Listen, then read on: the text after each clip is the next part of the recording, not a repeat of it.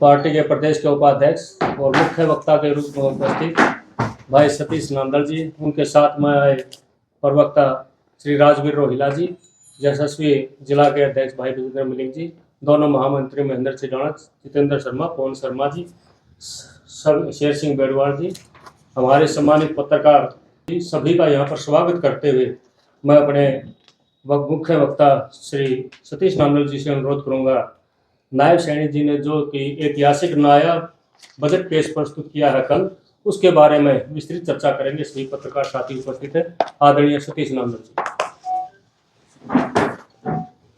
जी। नमस्कार साथियों, सभी पत्रकार साथियों का, मीडिया कर्मियों का स्वागत है, अभिनंदन है।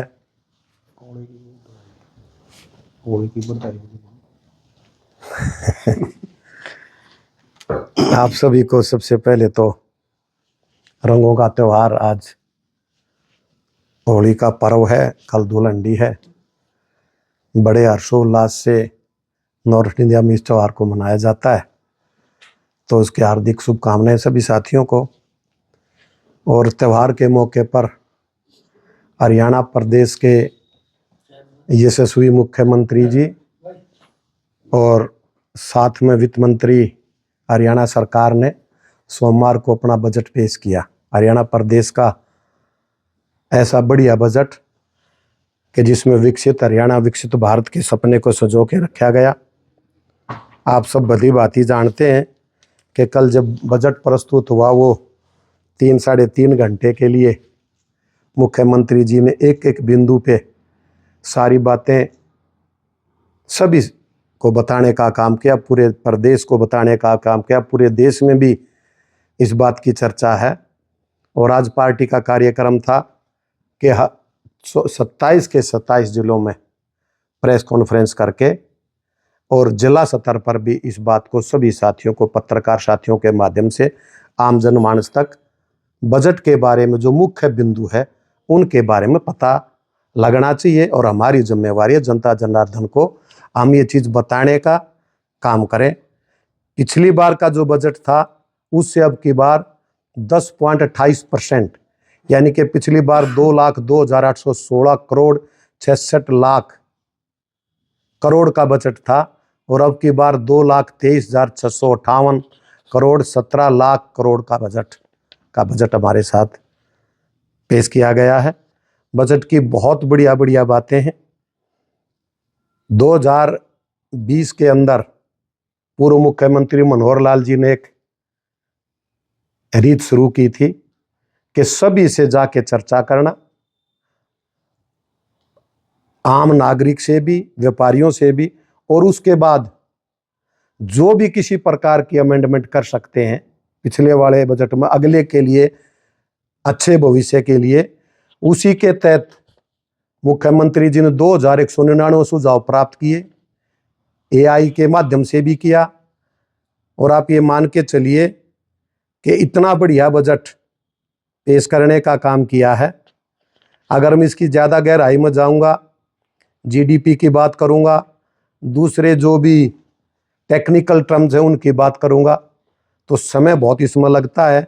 जीडीपी 3 गुना हो गई है। 2000 जब 14-15 का था तो 4,37,000 थी, अब 13,67,000। और जीडीपी का मतलब जो हमारा ग्रॉस डोमेस्टिक प्रोडक्ट जो हम पैदा करता है हरियाणा, उसमें कितना बेनिफिट, कितनी परसेंटेज वो बढ़ी। तो ये सारी बातें 16वें वित्त आयोग की सिफारिशों के अनुसार भी अब हरियाणा प्रदेश को जो केंद्र में टैक्स इकट्ठा होता है उससे प्रदेश वाइज पैसा मिलता है। तो अब की बार हरियाणा प्रदेश को 24.52% सिफारिश की गई वित्त आयोग की, हरियाणा प्रदेश को पैसा एक्स्ट्रा मिलेगा। जो पैसा एक्स्ट्रा होगा तो विकास का कार्य भी होगा।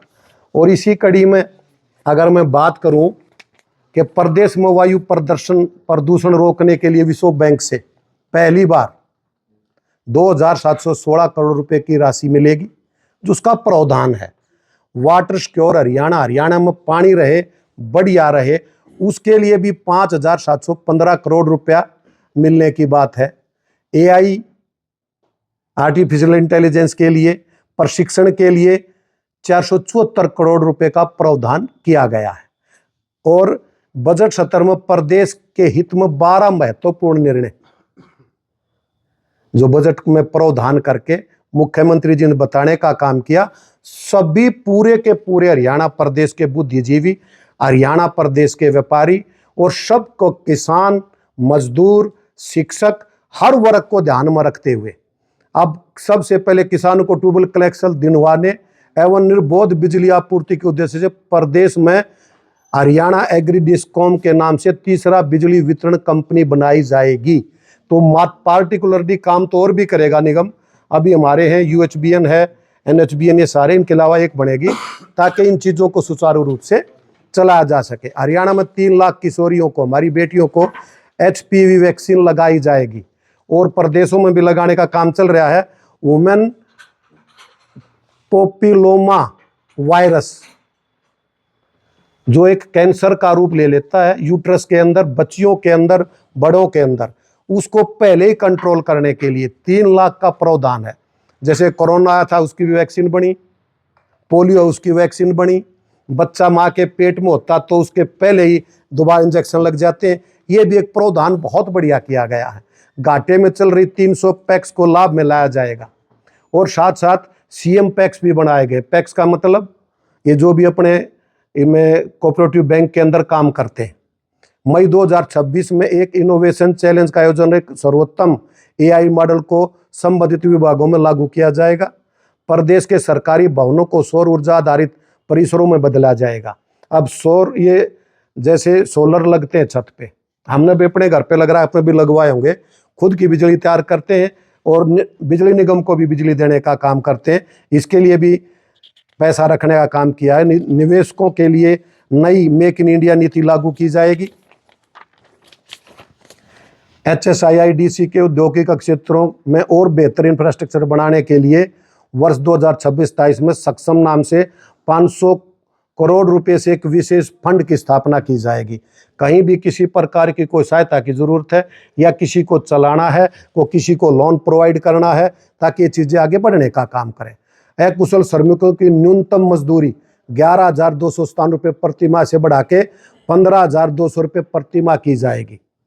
प्रत्येक विधान पर सार्वजनिक निजी भागीदारी मॉडल पर एक आदर्श परीक्षा केंद्र स्थापित किया जाएगा। यमुना नदी में जल प्रदूषण को समाप्त करने के लिए 8-19 पर प्रारंभ किया जाएगा।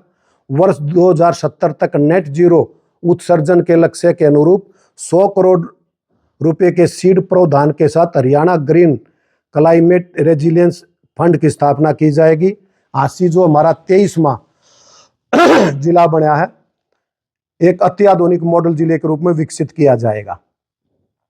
ये 12 पॉइंटों में सारा का सार मुख्यमंत्री जी ने सभी ने मिलके बताने का काम किया। अब अगर हम किसान हित की बात करें, 1,40,000 एकड़ जो रेही लवणीय भूमि, उस भूमि को खेती योग्य बनाने का काम हरियाणा सरकार करेगी। उसका मैं छोटा सा आपको बता दूं, एक ये ऐसी स्कीम है कि जमीन के नीचे 6 फुट परफोरेटेड पाइप वो लगा के उसके अंदर होल बना के, मैन होल टाइप बना के उसमें ट्यूबवेल लगाया जाता है और वो ट्यूबवेल लगातार चलता है। जो पानी नीचे खा रहा है वो पानी भी मीठा हो जाता है। इसका उदाहरण कानी गांव नजदीक पड़ता है। यहाँ से भी कानी गांव में 450 एकड़ में, कथुरा गांव में 600 एकड़ में, हमारा चिड़ी गांव उसमें 1200 एकड़ में। अब कानी गांव में 2018 में ये काम शुरू किया था। 450 एकड़ में रेई के अंदर पैर चलते थे, नमक ऊपर नजर आता था। अब वहां पे खेती होती है, धान भी होते हैं और गेहूं भी होते हैं। ये स्कीम पहले से लागू है, इसको भी और बड़े रूप में लागू करने का काम सरकार ने किया है। मेरा पानी मेरी विरासत योजना के तहत 2,000 रुपये प्रति एकड़ अतिरिक्त बोनस दिया जाएगा कि जो धान की खेती नहीं करेगा उसको 2,000 रुपये, पहले भी ये प्रावधान था, अब इसको दोबारा से वाइड रूप से फैलाने का काम किया है। प्राकृतिक व जैविक खेती प्रारंभ से पहले ही एपिडा से प्रमाणित किसानों को अगले 5 वर्षों तक 10,000 रुपये प्रति एकड़ प्रति अनुदान दिया जाएगा। ये क्यों होता है जी? जब हम प्राकृतिक खेती करते हैं, आज अगर हम ऑर्गेनिक खेती करने का काम करते हैं, मान लो एक किसान को 1 एकड़ में 50 मन गेहूं होता है, अगर प्राकृतिक वे से करेगा तो पहले साल उसको 30 मन से ऊपर नहीं होगा। तो उसको कंपनसेट करने के लिए और 2 साल में करने के बाद आप ये मान के चलिए वापस 50 मन पे आ जाता है। तो जब तक गवर्नमेंट कंपनसेट करेगी उसको, मेरी फसल मेरा बुरा पोर्टल जुड़े किसानों को जैविक खाद अगर लेंगे ऑर्गेनिक 80% सब्सिडी दी जाएगी। पीएम कुसुम योजना के तहत 35,000 नए और ऊर्जा पंप लगाए जाएंगे। प्रदेश में प्रति खेती के लिए 2,000 एकड़ का एक स्मार्ट एग्रीकल्चर क्लस्टर बनाया जाएगा, ताकि उसमें प्रदेश के स्तर पे किसानों के साथ जुड़ के एग्रीकल्चर ऑर्गेनिक खेती करके, और मेरा इसका पूरा ज्ञान है, डिटेल में भाइयों ने प्रेस वार्ता के बाद बता दूंगा। मैं 8-9 साल से ऑर्गेनिक खेती करता हूं। वो सरकार एक एग्जाम्पल के तौर पे कि मेरे किसान भाई, प्रदेश के किसान अगर ऑर्गेनिक खेती पे जाएंगे, उनकी प्रोडक्शन भी कम नहीं होगी 2 साल 1.5 साल के बाद, जब तक सरकार उसको कंपनसेट करे। और जो हम ये कीटनाशक दवाइयाँ डाल के, खाद ज़्यादा डाल के जो भोजन ग्रहण करते हैं, उससे बीमारियां तो होती हैं। तो सरकार की सोच कहाँ से चलकर स्वास्थ्य तक पहुँचने का काम मुख्यमंत्री जी ने किया है। महिला एवं बाल विकास के लिए ये लाडो लक्ष्मी योजना की जो सीमा बढ़ाकर 1,80,000 रुपये कर दी है। 3 लाख महिला को लखपति दीदी बनाने का काम जो पीछे मोदी जी ने भी किया था। पूरे भारत में हमारी बेटियां, हमारी सारी की सारी काम करें। महिलाओं को लखपति दीदी बनाने के लिए पिंक कैब चलाई जाएंगी, जिसको महिलाएं चलाने का काम करेंगी। वाहनों को 10 लाख तक का ब्याज मुक्त, अगर कोई खरीदना चाहोगे तो ब्याज नहीं लगेगा, उनको लोन भी मिलेगा, ऋण भी मिलेगा। प्रदेश में 4,000 नई उचित मूल्य दुकानें खोली जाएंगी, जिसकी महिलाओं की 33% उसमें भागीदारी रहेगी। तो काफ़ी आंगनवाड़ी में 1,000 सक्षम आंगनवाड़ी व 1,000 आंगनवाड़ी केंद्रों में प्ले स्कूल अपग्रेड किए जाएंगे। ये महिलाओं के लिए बहुत ज़्यादा सुविधा देने का काम है। युवा शक्ति को बढ़ावा देने के लिए दीनदयाल उपाध्याय ग्रामीण कौशल योजना, जिसकी बल्लभगढ़ में यूनिवर्सिटी भी बनी है, 20,000 से अधिक ग्रामीण युवाओं को कौशल प्रशिक्षण दिया जाएगा। जो हमारे परंपरागत लोहार का काम, खाती का काम, बढ़ई का काम, जिस तरह के से उनकी शिक्षा के तहत उनको बढ़ावा दिया जाएगा। और अग्निवीरों को हरियाणा पुलिस में विभिन्न पदों पर नियुक्ति के लिए 20% आरक्षण दिया जाएगा।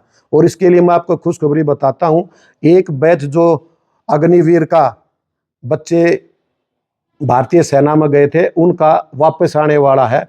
उनके लिए हरियाणा प्रदेश में 1200 पुलिस में वैकेंसी सिर्फ उन भाइयों के लिए निकालने का काम हरियाणा सरकार ने कर दिया है। जो कहते थे ना कि अग्निवीर के साथ बाद में क्या होगा, अपोजिशन वाले इस बात को उठाते थे, बाद में ये होगा जो भी उनकी भर्ती होगी, और हर जगह हर विभाग में उनके लिए % के हिसाब से नौकरियों का प्रावधान करने का काम मुख्यमंत्री महोदय ने किया है। खिलाड़ियों को प्रशिक्षण देने के लिए अंतर्राष्ट्रीय ख्याति प्राप्त प्रशिक्षकों की कोचेज की नियुक्ति की जाएगी। प्रत्येक जिले में एक खेलो इंडिया लघु केंद्र बनाया जाएगा, उसको पूर्व चैंपियन खिलाड़ी, ताकि उसका लाइफ का गुजारा भी चले, बच्चों को बढ़िया ट्रेनिंग मिले, उसका भी प्रावधान किया गया है। पीएम सेतु योजना के अंदर सोनीपत व कुरुक्षेत्र में 240 करोड़ रुपए की लागत से एक hub and spoke ITI cluster बनाया जाएगा।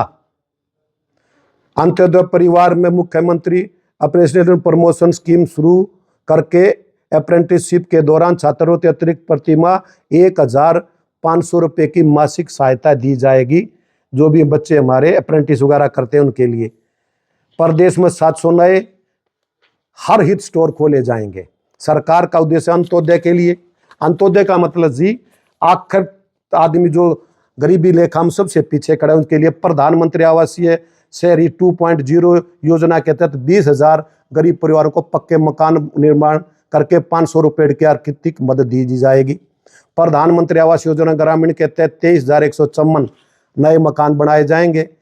मुख्यमंत्री शहरी आवास योजना के तहत 16 शहरों में 30 वर्ग गज के 15,251 प्लाट आवंटित किए जाएंगे। मुख्यमंत्री ग्रामीण आवास योजना 2.0 पहले प्रधानमंत्री जी वाली थी, ये वह 5 महाग्रामों तथा 157 छोटे गांव में 5,000 प्लाट जरूरतमंदों को दिए जाएंगे। फरीदाबाद, गुरुग्राम, झज्जर, पलवल, पानीपत, रोहतक, रेवाड़ी में 8,000 EWS फ्लैट गरीब परिवार को दिए जाएंगे। HSIIDC के प्लाट्स में OBC श्रेणी के प्लाट धारकों को प्लाट लागत में 10% की छूट दी जाएगी। प्रधानमंत्री सूर्य घर मुफ्त बिजली योजना के तहत 2,20,000 घरों पर छतों पर रूफटॉप पर सोलर सिस्टम लगाया जाएगा। जो मैं बता रहा था, एक तो सोलर सिस्टम ये होता है जो पूरी छत पे बड़ा एरिया कवर करके वो बिजली बना के निगम को देने का काम करते हैं, और उनके बिल उसमें कटते रहते हैं साल दर साल। और इसके लिए तो आपने ये लगाना है, केंद्र सरकार की इस पे 1 लाख तक की सब्सिडी है, कुछ नहीं करना पड़ता। बिजली दिन में मिलेगी, आपको आएगी, रात को वो स्टोर होगी, स्टोरेज के लिए बैटरी लगेंगी, ये भी प्रावधान है। अब हमारी मेन बात है स्वास्थ्य और शिक्षा। अब स्वास्थ्य के लिए जिला अस्पताल फरीदाबाद को 200 से 400 बेड का बढ़ाने का काम किया, रेवाड़ी में 200 से 300 बिस्तरी अस्पताल को अपग्रेड किया। प्रदेश में 100 नए स्वास्थ्य उपकेंद्र व आयुष्मान आरोग्य मंदिर स्थापित किए जाएंगे। आयुष्मान और वह बना देसी वाले जो बने ये आयुर्वेद जो चीज़ें, इनके हॉस्पिटल किए जाएंगे। मुफ्त डायलिसिस सुविधा के लिए 18 नए डायलिसिस केंद्र खोले जाएंगे। 70 नई एडवांस लाइफ सपोर्ट एम्बुलेंस और 167 नई बेसिक लाइफ सपोर्ट एम्बुलेंस खरीदी जाएंगी। वो सब ये CHC, PHC, सिविल हॉस्पिटल हैं, मेडिकल हैं, या वैसे भी DC के ऑफिस के लेवल पर कोई इमरजेंसी के दौरान खड़े हो, वो भी किया। मानेसर में संचालित 100 बिस्तर वाले ESIC अस्पताल को 200 बिस्तर में अपग्रेड किया जाएगा। अब शिक्षा में 250 विद्यालयों को CM excellence and early English विद्यालयों के रूप में विकसित किया जाएगा। जैसे PM श्री है, केंद्र के विद्यालय हैं, ये CM श्री के हिसाब से यहाँ भी किया जाएगा। प्रदेश के 250 विद्यालयों में 25 करोड़ रुपए की लागत से अटल रिकरिंग लैब स्थापित की जाएंगे। किसी भी विद्यार्थी की दुर्घटना होने पर परिवार को 5 लाख रुपये, दिमाग होने पर 3 लाख रुपए देने का काम किया जाएगा। और इसके साथ साथ निवेशकों की ये उसका आ गया। मैं इसका सिर्फ पहले इसका बता दूं कि स्कूल में बच्चे फर्शों पे बैठते हैं, हम फर्श कहते थे, अब टाटकने लग गए। आगे स्कीम ये है कि कोई भी बच्चा डबल बेंच का सिस्टम करके, कोई भी बच्चा जमीन में बैठ के सरकारी स्कूलों में नहीं पढ़ेगा, उसका भी प्रावधान सरकार ने किया गया है। अगला हमारे उद्योग के लिए जो काम मुख्यमंत्री जी ने सरल तरीके से करने का काम किया है। दीर्घकालीन लीज पर औद्योगिक प्लांट उपलब्ध करवाने के लिए HSIDC द्वारा लैंड ऑन लीज नीति लागू की जाएगी। पहले लैंड परचेज करके HSIDC लेती थी, अब लीज पे ले लेंगे, किसान से लीज पे लेंगे और वो अपना चलाओ। उसकी एक लिमिट बन जाएगी कि जब तक उसका व्यापार चलता है, उसको लेना चाहे तो आदमी लेने का काम करेगा। निवेशकों की समस्या के निवारण के लिए एडवांस रूलिंग पोर्टल बनाया जाएगा। राज्य के प्रत्येक औद्योगिक स्टेट में MSME के लिए कॉमन फैसिलिटी सेंटर स्थापित किया जाएगा। प्रदेश में 10 एकड़ भूमि पर Indian institute of handloom technology की स्थापना की जाएगी। राई में देश की सबसे बड़ी, हमारा सोनीपत जिला है, होलसेल मार्केट कम्प्लेक्स तथा उत्तर भारत का सबसे बड़ा मार्बल मार्केट क्लस्टर विकसित किया जाएगा। तो मार्बल लेके आते हैं, बेचते हैं, शहरों में भी दुकानें हैं, उस पर सब्सिडाइज रेट पे आएगा। आम नागरिक को उसका फायदा भी मिलेगा और किसानों को भी उसका फायदा मिलने जा रहा है। गुरुग्राम, खरखोदा तथा पिंजौर में एक वेडिंग सिटी स्थापित की जाएगी। इंफ्रास्ट्रक्चर मजबूत करने पर जोर। इंफ्रास्ट्रक्चर की मैं आपके सामने बात करूं कि पूरे देश में दूसरे देश में जाने का मौका मिलता था, बड़े बड़े ट्रेलें, बड़ी बड़ी गाड़ियां और 6-6 लेन के रोड चलते देखते थे तो बड़ा अजीब महसूस होता था, और आज उसके हम आदी हो चुके हैं। लेकिन जी रोडों की बात तो आपने करी, लेकिन टोल भी तो चारों तरफ है। इसके बारे में मैं एक बार थोड़ा सा ये बता दूं, सारी आपकी डिटेल दूर करके जाऊंगा सारी की सारी। प्रदेश में 5000 किलोमीटर लंबी सड़कों का सुधार किया जाएगा, यानी कि जो 12 फुटी रोड है, 11 फुटी रोड है, उनको 18-18 फुटा किया जाएगा। प्रदेश में 18 नए ROB रेलवे ओवरब्रिज और RUB ये रेलवे अंडर ब्रिज, जो रेल की फाटक के नीचे का ऊपर का, इनका भी निर्माण हरियाणा प्रदेश मिलकर रेलवे विभाग के साथ करेगा। विद्यार्थियों के लिए 1000 नई बसें खरीदी जाएंगी। वह कनीना, नरवाना, गन्नौर व कलायत में नए बस अड्डे बनाए जाएंगे। सड़क सुरक्षा परिचालक सुविधा बढ़ाने के लिए प्रदेश में एकीकृत कमांड एंड कंट्रोल सेंटर बनाए जाएंगे। प्रदेश के सभी गांव को आगामी 2 अक्टूबर तक ODF+ मॉडल गांव में परिवर्तित किया जाएगा। शहरी क्षेत्रों में नगर निकायों की भूमि पर रिहायशी कब्जाधारियों को कानूनी मालिकाना हक देने के लिए एक नीति बनाई जाएगी। जो शहर में जो भी अपने कमेटी के अंदर आओ हैं, परिषद के अंदर आओ हैं, निगम के अंदर आओ हैं, जिन साथियों का कब्जा है, गांव में जिन साथियों का पंचायती जमीन पे कब्जा है, उसका पंचायत का तो गवर्नमेंट की स्कीम है। जिसका 20 साल पुराना घर है उसको सरकार तोड़ेगी नहीं। वहाँ के कलेक्ट्रेट पे पैसे जमा कराओ और उनको मालिकाना हक मिल जाएगा। ऐसे ही शहर में दुकानों का झगड़ा भी है, दूसरे प्लॉटों का झगड़ा भी, उसको भी दूर करने का काम सरकार करने का काम करेगी। कानून व्यवस्था सुदृढ़ सोनीपत, गोहाना, बहादुरगढ़ में 3 नए साइबर पुलिस थाने खोले जाएंगे, सोनीपत में भी, गोहाना में भी। ये संगठन की दृष्टि से हमारा जिला फिर भी यहाँ पे खोला जाएगा। आतंकवादी गतिविधियों से निपटने के लिए एटीएस, एंटी टेररिस्ट स्क्वाड होता है, ये का गठन किया जाएगा। एटीएस का एक थाना गुरुग्राम और एक पंचकुला में, दोनों तरफ कॉर्नर पे खोलने का काम किया जाएगा। 150 नए इमरजेंसी रिस्पांस व्हीकल खरीदे जाएंगे, जो कहीं भी इमरजेंसी आए पूरे प्रदेश में जो निकट में खड़े हैं उनके पास पहुंचे। मीडिया कर्मियों को आपात स्थिति में दी जाने वाली आर्थिक सहायता की अधिकतम सीमा 2,50,000 से बढ़ाकर 5 लाख रुपए किया जाएगा। ये मीडिया वाले साथियों के लिए भी पार्टी ने कंधे से कंधा मिलाकर चलने का जो प्रावधान किया है, उसके लिए मैं मुख्यमंत्री जी को बधाई देना चाहूँगा। और माननीय, मैं इतना ही कहना चाहूँगा कि माननीय प्रधानमंत्री नरेंद्र मोदी जी के नेतृत्व में देश ने 2047 तक विकसित राष्ट्र बनाने का सपना देखा है और तेजी से उस तरफ बढ़ रहा है। तो मुख्यमंत्री नायब सैनिक जी के नेतृत्व में हरियाणा में भी देश की ग्रोथ इंजन बनकर उभरा है, विकसित होने की तरफ तेजी से बढ़ रहा है। साथियों, जो बजट पेश किया जाता है किसी भी सरकार के द्वारा किया जाता है, सेंट्रल गवर्नमेंट के द्वारा किया जाता है, इसमें बहुत सारे फैक्टर्स होते हैं। फाइनेंस का भी फैक्टर्स होता है, डिमांड का भी फैक्टर होता है, उद्योगों का भी देखा जाता है। कुल मिला के मैं इस बात को आपके सामने बताना चाहता हूं कि ये बजट जो पेश हुआ है, इसमें आप ये मान के चलिए कि आप हर पहलू पर अगर नजर दौड़ाने का काम करेंगे, किसी को भी मुख्यमंत्री जी ने छोड़ने का काम नहीं किया है। जो बड़े हुए थे, राय में क्या काम होगा? बजट का मतलब क्या होता है? बजट का मतलब ये होता है पूरे प्रदेश का ध्यान रखना। किसान गंवाने में भी है, व्यापारी गंवाने में भी है, युवा गंवाने में भी है, शिक्षक गंवाने में भी है, पत्रकार गंवाने में भी है। जो चीज़ है वो पूरे प्रदेश के लिए है।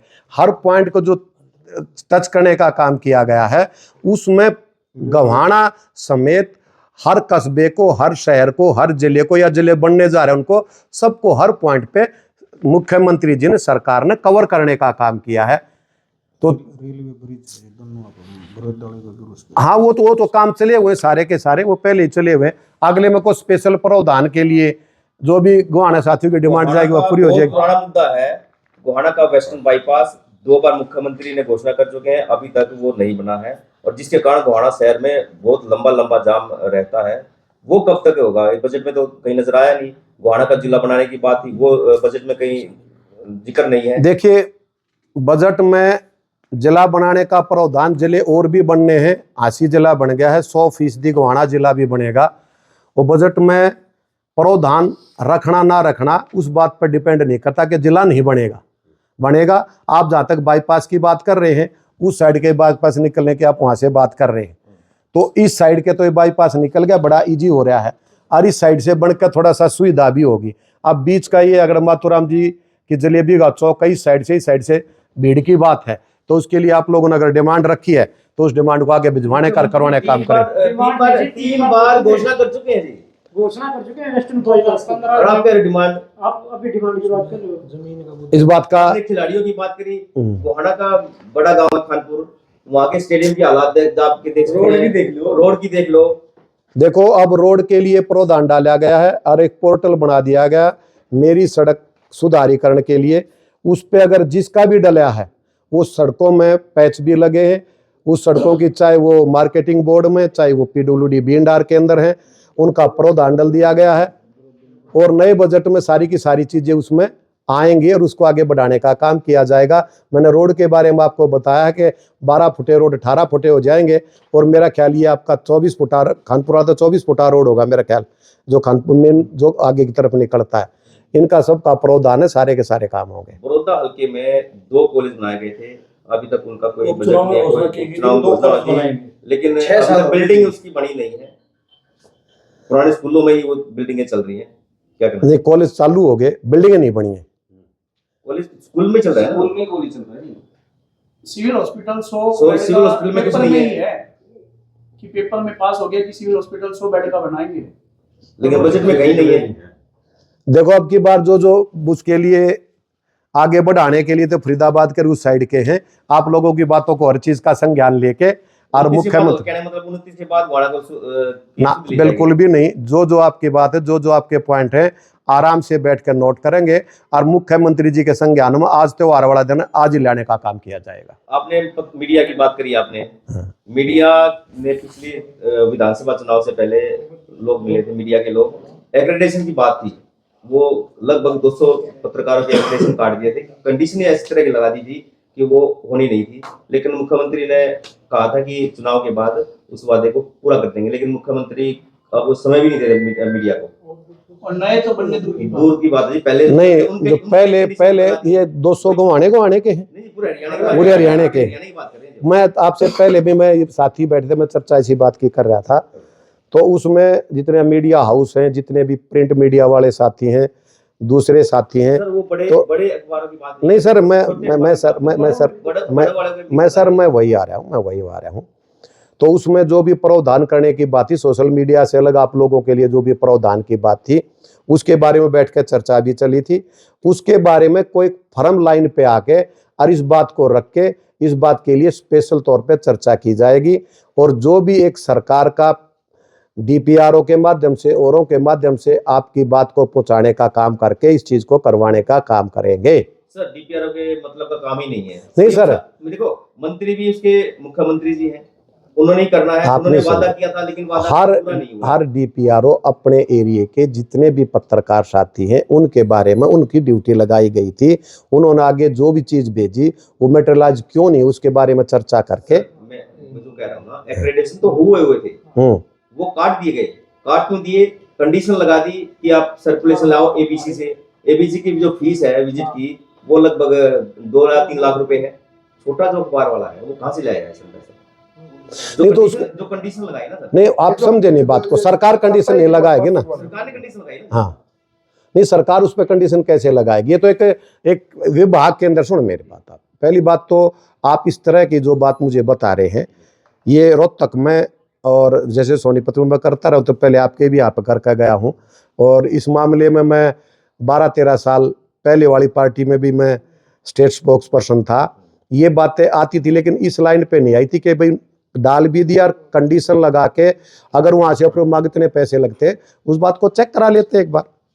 आप लोगों ने अपनी बात रखी है, उसको सौहार्दपूर्ण तरीके में बात करके उसको आगे चलाने बढ़ाने का काम करेंगे। दूसरा, अगर पेंशनों की बात करें, बुजुर्गों की पेंशन कटी हुई है, काफी परेशान हर गांव के बुजुर्ग दिखाई दे रहे हैं, सोनीपत भागना पड़ रहा है बार-बार। देखो ऐसा है, आपने मेरा ख्याल अब पीछे सी कुछ पेंशन जितनी 70,000 थी, कितनी पेंशन थी, एकदम सब की जारी कर दी, किसी कोई एम्बिग्युइटी थी उसको भी छोड़ के उसके बाद में बात करेंगे। ये अपोजिशन वालों ने जो बात उठाई है कि बुजुर्गों की पेंशन कट रही है, सुनो, एक चीज़ की, हर एक चीज़ की कंडीशन है। चौधरी देवलाल ने पेंशन की विदाउट कंडीशन एक एज बार लगाया था कि इतने साल से ऊपर जो बुजुर्ग माना जाएगा उसकी पेंशन होगी। उसमें 58 साल वाले की भी बनी, 50 साल वाले की भी बनी। जब कांग्रेस की सरकार आई तो उन्होंने कंडीशन अप्लाई करने का काम किया था, जिसके पास 5 एकड़ है उसको नहीं मिलेगी, फलाने को नहीं मिलेगी।